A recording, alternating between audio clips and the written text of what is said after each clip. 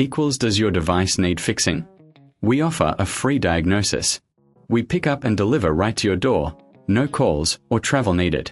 We send you a quote before repairing, and only go ahead if you approve it. Easy, transparent, and professional. Link in description.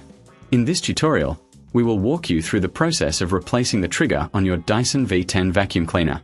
This is a straightforward task that can significantly enhance the performance of your device. Let's get started with the tools you will need. You will require a Torx screwdriver, specifically a T15 size, a flathead screwdriver, and a soft cloth for cleaning.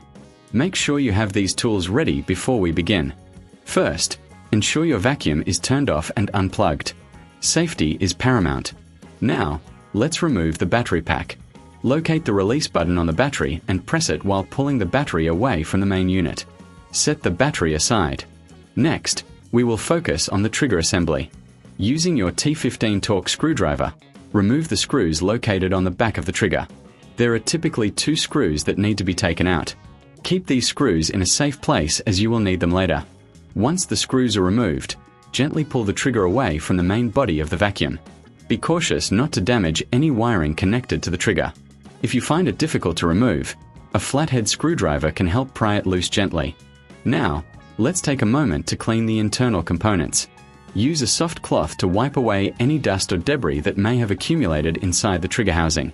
This will ensure that your new trigger operates smoothly. If you reckon this is too hard, remember we offer pickup and delivery at your home, making it easy for you to get professional help. Now, take your new trigger and align it with the housing. Push it into place until you hear a click, indicating it is securely fitted. Next, retrieve the screws you set aside earlier and use your T15 screwdriver to reattach them. Make sure they are tightened properly, but be careful not to over-tighten, as this could damage the plastic. After securing the trigger, it's time to reattach the battery pack. Align it with the connectors and push it back into place until you hear a click. Your Dyson V10 is now ready for use. Before you start vacuuming, it's a good idea to test the trigger to ensure it functions correctly. If you encounter any issues, remember we provide a professional diagnosis without obligation. Finally, if you prefer not to deal with repairs yourself, we offer a quote before repair, ensuring you know the costs upfront. No calls, no travel, just a simple, convenient service at your doorstep. And that's it. You've successfully replaced the trigger on your Dyson V10 vacuum cleaner. Enjoy your cleaner with its renewed functionality. Does your device need fixing? We offer a free diagnosis. We pick up and deliver right to your door, no calls or travel needed.